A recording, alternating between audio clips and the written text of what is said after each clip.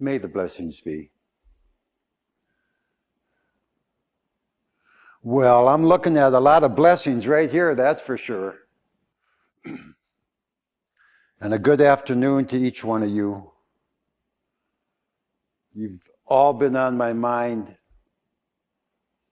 constantly. You know, it's kind of interesting. Sometimes I need a break. I feel I need a break. And I just don't get one. There's always one of you or a group of you that need more love or some insight or revelation, need a pat on the back or some help along the way. And I can just be sitting there enjoying myself, and suddenly I'm called to duty. And as you advance on the path, each one of you, you're going to feel the same thing. You're going to feel this call to duty. And of course, the duty is directed towards yourself. In the beginning, you're drawn to the path through one means or another, and you're just delighted to have found what you consider to be the truth. And just the knowledge that one gains, that the path is real and true and is here on the physical plane, is enthralling, to say the least. And you start enjoying this with the knowledge, with the intellect that starts to develop. You start to see the divine plan in contradistinction to the philosophical explanation, the religious, the psychic explanation. And you start to see the profundity and the perfection of the teachings as a whole. And one is very, very happy. And one almost feels as though I've made it. You know, I understand the truth. I can speak it. I can talk it.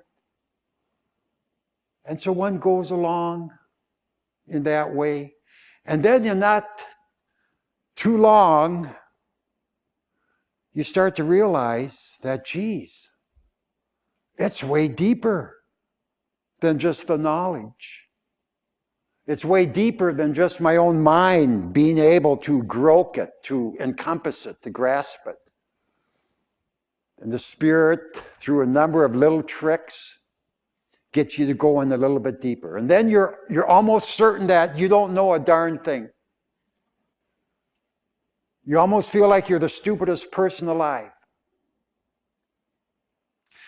And then the whole journey goes into another phase. Not quite intellectual, but more of the dream state where you actually start experiencing this vicariously, the same truths that you intellectually came to embrace and understand. Now, you're convinced that you're really on the path and this is it. And you start blubbering out certain statements that I've attained this and I've attained that, and I'm in the causal plane and I think I'm self-realized. And the Master lets you sit there because there's a lot to experience.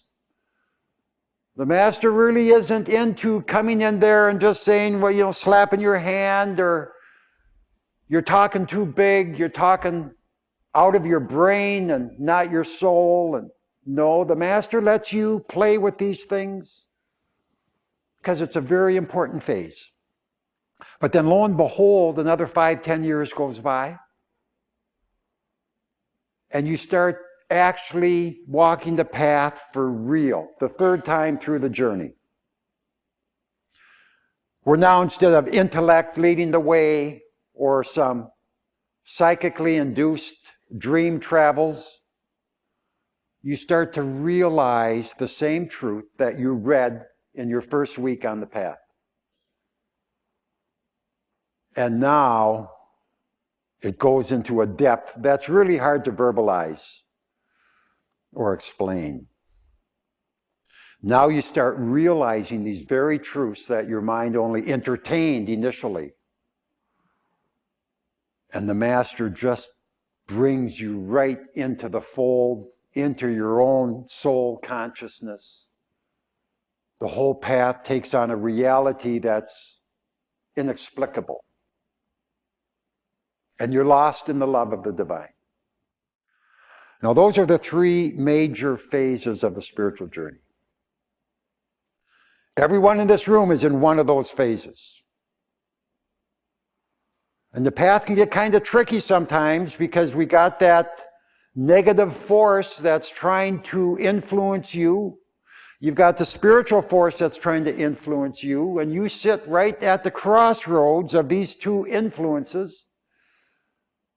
And with your unfolding consciousness, you're supposed to be able to discriminate what is true and what is false, what may have been true in the first 10 years, but is no longer true in the second 10.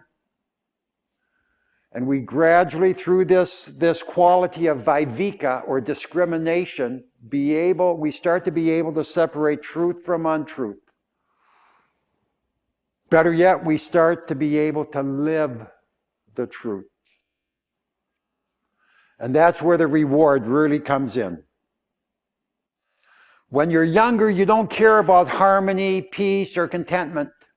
You're out there looking for love, intimacy, drink and drugs, pleasure to the maximum.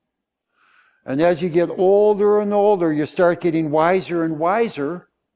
And these things that satiated and satisfied you heretofore, they just don't carry the punch anymore. Getting a little buzz on from a drink or a joint or some other drug, cocaine or speed or something like this. Or finding love and holding that up as the ideal. Some of these things just aren't as important as you get older and older, and you realize that truth is where it's at. And suddenly, for the first time, it dawns on you that the master path and you being a Chela is all about realizing and living this very truth. Very simplistic. It seems like the farther you go, the simpler you become.